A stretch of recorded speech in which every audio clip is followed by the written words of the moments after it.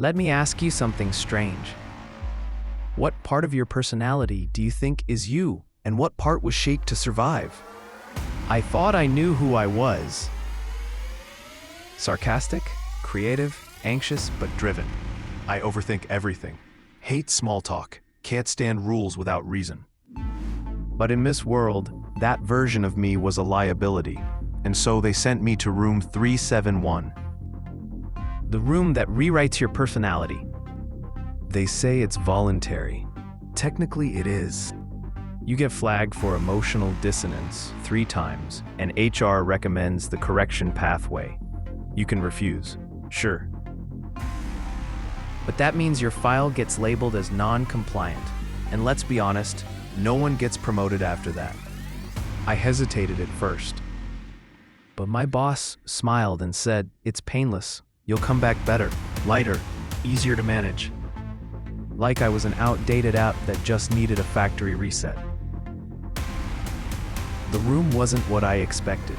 No wires, no needles, no scary machines, just white walls, no windows, one chair, a mirror, and a screen on the wall that pulsed with a soft blue light. The woman who greeted me was wearing all gray. She didn't blink much. "Welcome to alignment, phase 1, she said. "We're just going to talk today." We didn't talk. She asked questions. I answered them. Hesitantly at first, then with more ease. Things like, how often do you think about how others perceive you? When was the last time you felt like your true self? What parts of your personality do you wish you could silence? They weren't questions, they were extractions. By the end, I felt like my personality had been pinned to a wall, dissected, cataloged, and yet, a small part of me liked it. It felt like someone was finally seeing me, not the version I performed, but the version I tried to hide. That night, I dreamed in code, literal strings of words being shuffled, and every time one trait was removed, another was added, like trading cards. This session felt different. Same room, but the screen now showed words, flickering rapidly. I sat in the chair, and the voice said, "Today we're going to clear emotional static." The words on the screen were phrases I'd used before. My tweets, my texts, my journal entries, things like, "I'm just wired this way. I'm not good with people. I hate authority." Each phrase flickered, then dissolved into static. The voice said, "These patterns no longer serve you." And suddenly, I couldn't remember writing them.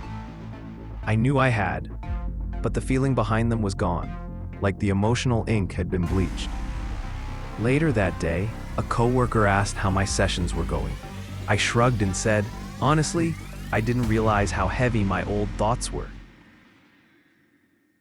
This was the day they gave me new ones. The screen showed short sentences. "I thrive under structure.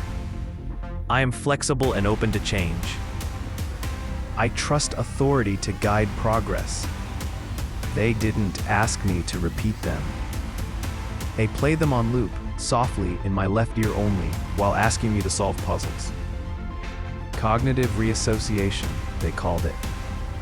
Pairing new affirmations with problem-solving pathways. Training the brain to reward compliance with the feeling of progress. I got dizzy, not because it was painful, but because it felt good, like swallowing a perfect version of myself I'd always wanted to become.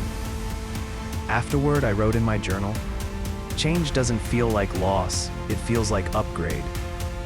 I found the sentence elegant, efficient, but it didn't sound like me.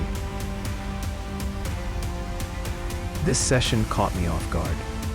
A woman in gray handed me a mirror and said, "Tell your reflection 5 things you dislike about who you used to be." I laughed. "Is this some kind of exposure therapy?" She nodded. Or closure. Either works. I stared at my reflection. I looked the same, but something behind my eyes felt edited. I whispered, "I hated how I always needed validation." I hated how I questioned everything. I hated how I talked myself out of joy. I hated how I thought being complicated made me interesting. I hated that I thought I couldn't change. Each statement felt like shedding a coat. When I left the room, the hallway lights seemed warmer, my gait was smoother, and for the first time in years, I didn't feel anxious when my phone buzzed. They ran a simulation of my life with my new personality. They showed me footage of me in future meetings, delivering confident pitches. They showed me navigating conflict with ease, hosting dinners, laughing without overanalyzing everything. "You're watching your optimized path," the voice said. The version of me on the screen wasn't perfect, but they were likable, charming, calm. I felt pride and grief, because somewhere deep inside, the old version of me was still watching too. Curled up, small, unwelcome, whispering we were still real. They warned me this might happen.